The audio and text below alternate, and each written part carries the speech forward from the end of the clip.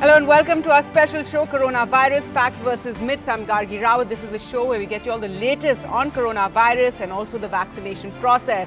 Now, India today registered 3,57,229 new COVID cases in 24 hours, taking the country's total COVID infection tally past the 20 million mark. 3,449 new fatalities were also recorded during this period, taking the death toll to 2,22,408. India has now been clocking more than 3 lakh daily COVID cases for the 13th straight day, with the health system crumbling under the weight of the new cases and hospitals continuing to report a shortage of ICU beds and medical oxygen. In fact, for 7 days, deaths have been over 3,200 in the 24-hour period, and that has been for 7 days. Now, what we urgently need to get ahead of this pandemic and ahead of the second wave is more vaccinations. But severe COVID vaccine shortages have hampered India's plan to administer jabs to all adults, with fewer than half of India's states even able to begin the vaccinating over 18s amid warnings that the shortfall could last months.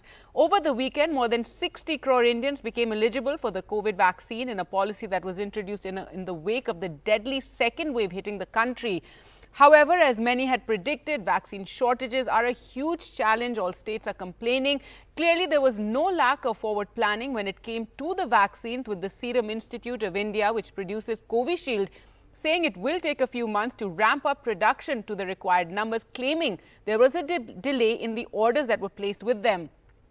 The other vaccine producer, Bharat Biotech's claims that it will also increase the production, but it's still not going to be able to produce at the levels that we need. Now, given that Covaxin vaccine has been jointly developed by Bharat Biotech and the ICMR, shouldn't more companies be roped in to produce this vaccine, especially as we urgently need it right now? Well, to talk more about this, I'm joined by Anant Bhan, researcher in bioethics, global health policy, and also joined by Professor Yogesh Pai, assistant professor, IPR chair, National Law University. Thank you so much both for joining me. First to you, Professor Pai, what is the process to allow other companies to manufacture Covaxin, given that it's our indigenous, India-made vaccine, and that ICMR played such a big role in its production, in its in coming up in establishing the vaccine? Shouldn't we now urgently allow more companies to produce it? Of course we should, and I think there is some indication that Bharat Biotech and ICMR is willing to license it to public sector and also to private entities. But the problem in scaling up has been with reference to quality control requirements. For example, Bharat's Covaxin requires BSL, Biosafety Level 3 requirements, which cannot be immediately put up. It needs a couple of months of time to do that. Haifkind Institute, which was asked to do it, which is a state-owned enterprise, it said it would take at least 12 months to start rolling out the vaccines, but then the government has asked them to do it in 6 months.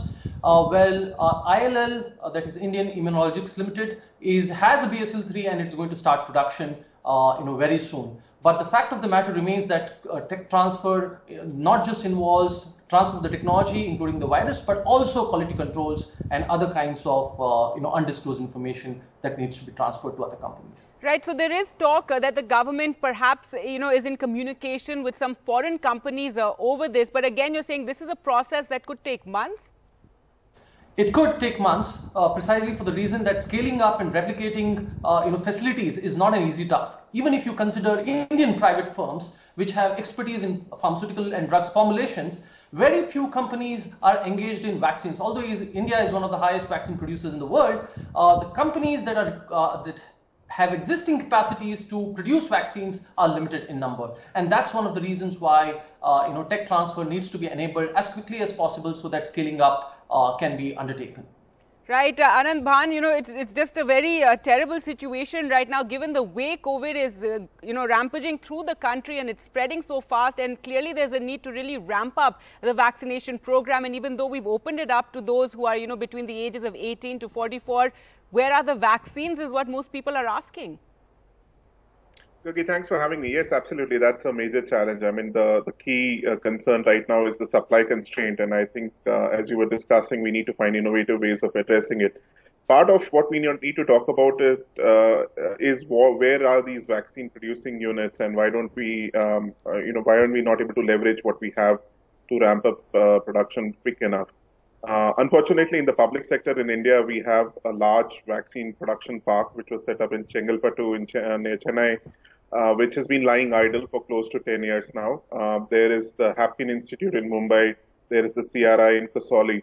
All of these are institutes which have historically produced vaccines or were set up to produce vaccines, but have been allowed to decay.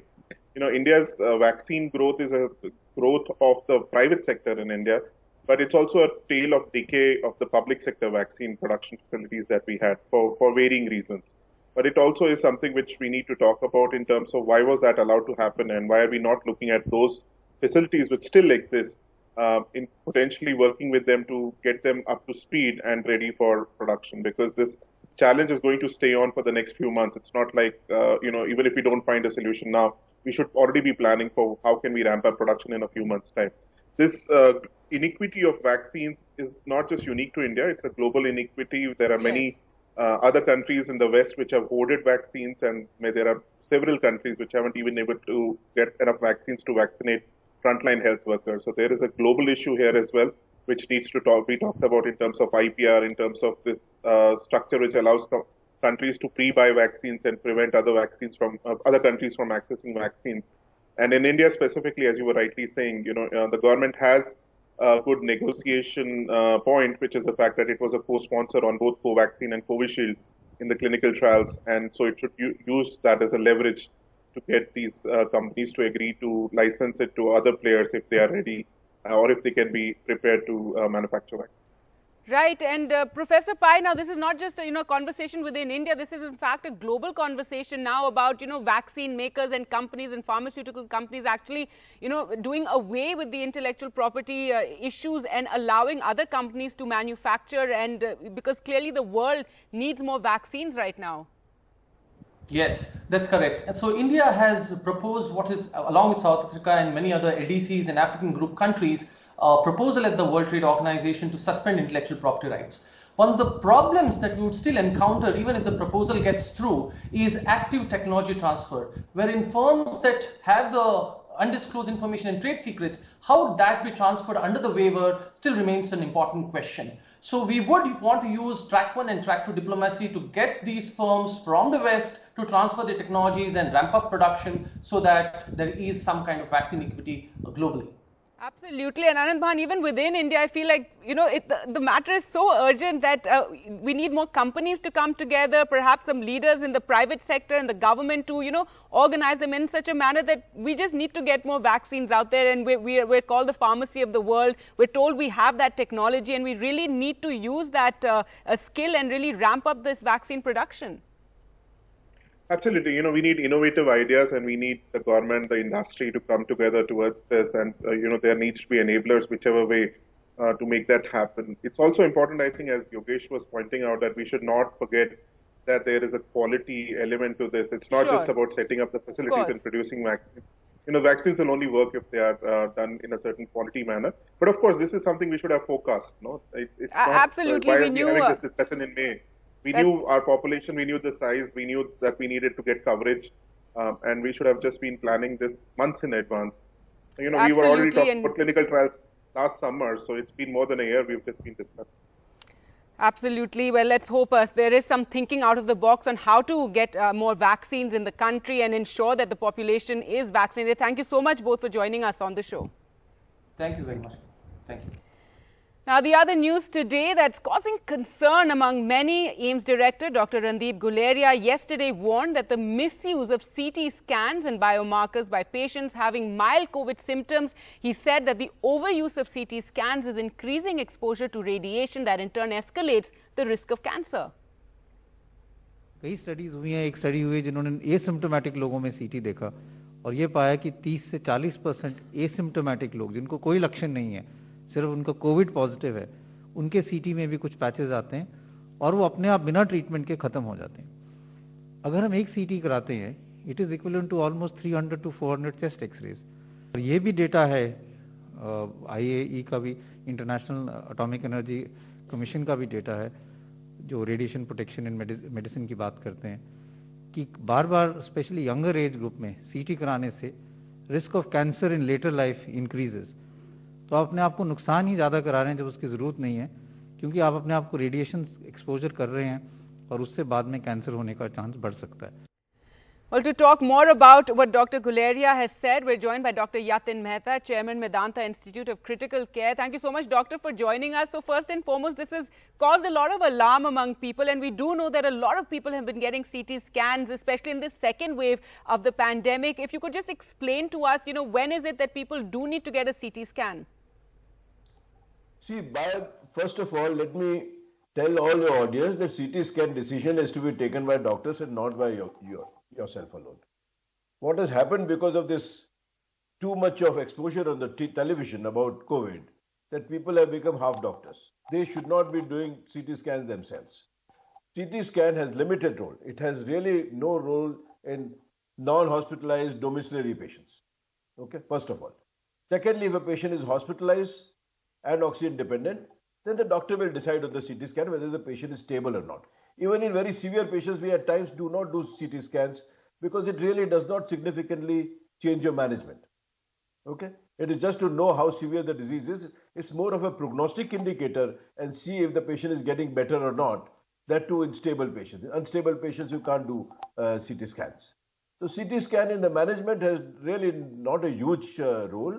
People should not do it on themselves. It's a wrong thing. You are crowding the CT scan facilities. You are exposing other people. If you are suspected, if you have the disease, you are exposing other people. If you do not have disease, then you are likely to acquire it because you will be surrounded by so many people who may be carrying the virus. Right. Doctor, some people have pointed out that, in some cases, the RT-PCR test is showing negative when the person is having the symptoms. And in that case, the CT scan is also helping to prove that there is a coronavirus. Then some, again, this I'm talking about, what viewer feedback has been about this issue, that, people have a mild case of COVID, but when they do the CT scan, they realize they have pneumonia in their lungs. And, all sorts of things are being said right now. So what would you say to that? See, Gargi, the American Radiology Society has clearly said that there are no specific markers of CT image in COVID. There are suspicious lesions which will indicate, but they are not specific. So there is nothing specific, like RT-PCR is specific for COVID. If your RT-PCR is positive, that means you have COVID. You may have suspicious lesions in the lungs on CT scan, still it's not confirmatory of COVID. So this is not correct. Although agreed that RT-PCR can be false negative, but so can the CT be. A normal pneumonia also can imitate the... So was Dr. Guleria's warning in a sense also to doctors across the country, because you are of course in Medanta, but there's so many, doctors and small town doctors, etc. And it just seems that it's just become like a regular thing to ask for a CT scan.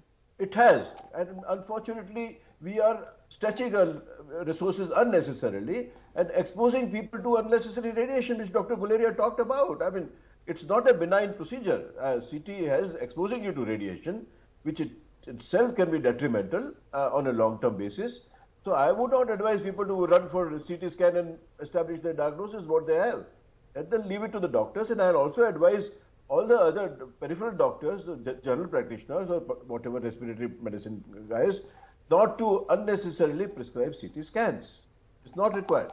All right. So that's an important, warning regarding this, because we have seen that, indiscriminately people are getting CT scans, whether by the doctor advice or not. Well, let's now shift focus to another issue that is emerging, especially in rural parts of the country. Owing to symptoms of COVID, it's often confused by regular cough and cold and flu. In some cases, it's even being mistaken as typhoid. So one issue is how can one differentiate between typhoid fever and COVID? But what's very concerning is that from rural parts of India, and we have reports from Bihar, that due to the lack of testing facilities and basic health infrastructure, usually even the doctors there, the local doctors or the local quack, if you would call him that, are saying that people who have symptoms of COVID have typhoid. In fact, in Punjab as well, the health minister himself has said that there's this misconception among people that they're suffering from either the seasonal viral or typhoid. They arrive at the hospitals only to realize that it is coronavirus. So, doctor, if you could tell us a bit about this, because a lot of the symptoms of typhoid and COVID are similar. So that is true, Gagi, but mostly COVID symptoms are more respiratory symptoms. They have fever, but they may not have very high fever. And they are respiratory symptoms. There is cough, there is sputum production, there is difficulty in breathing. Typhoid symptoms, will probably have higher fever and they have more abdominal symptoms. They'll have pain in the abdomen, complete loss of appetite, and so on. Although I've seen a few patients who have both COVID and typhoid, but the incidence is not as much as to get worried about. Also, one must realize that the rapid test which is done for typhoid outside is really not diagnostic. There are too many false positives. So unless you wait for blood cultures are positive, it can be false positive also. All right, and to test for typhoid, one has to, it's a blood test that would tell if a person has typhoid. Yeah, the culture will come positive. The Typhi dot test, which is on the spot test, it can be quite false positive. And this is something the local administrations in rural areas also have to watch out for, because what we're hearing is that a lot of the deaths, COVID deaths, are being passed off actually as typhoid deaths. Yeah, there's some fudging of data may be happening in the periphery, which should not happen. We should not do such. No. Right, absolutely. Well, time for us to slip into a short break. We'll take a short break and we'll return. And Dr. Mehta is going to stay on with us and answer some of your questions about coronavirus. Stay with us.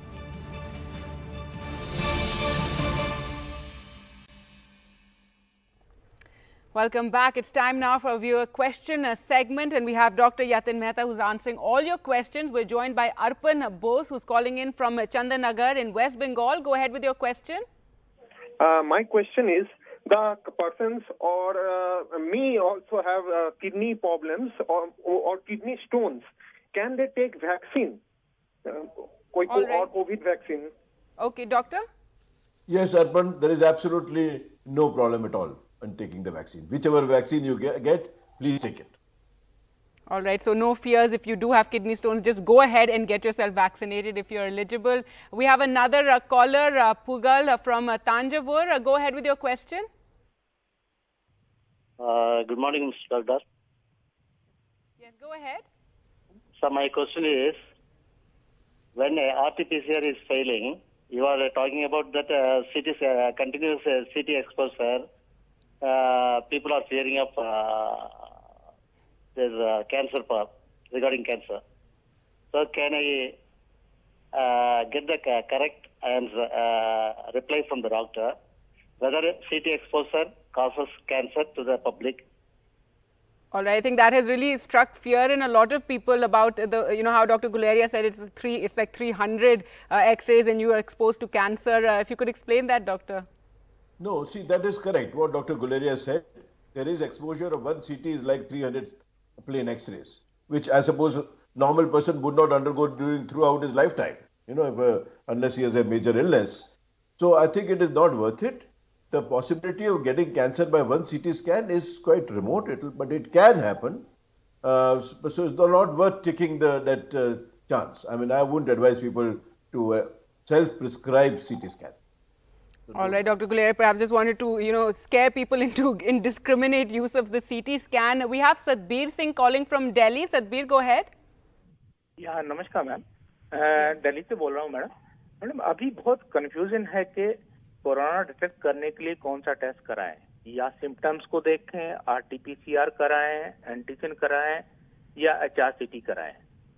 इस बारे में government strictly करके कुछ एक common parameter क्यों नहीं लाती कि सिर्फ यही टेस्ट सफिशिएंट है, इंस्टेड के लोग मल्टीपल टेस्ट कराएं। All right doctor. नहीं सतबीर, ये सारा हेल्थ मिनिस्ट्री के इंस्ट्रक्शंस में तो काफी क्लियर है। RT-PCR गोल्ड स्टैंडर्ड रहता है, पर वो भी तभी रहता है जब आपको कुछ सिम्टम्स हो या आपका एक्सपोजर हुआ हो, आपके फैमिली में किसी को हो या आप प्रोलॉन्ग एक्सपोजर हुआ किसी के साथ, अब जिसको डिजीज है, तभी RT-PCR करते हैं।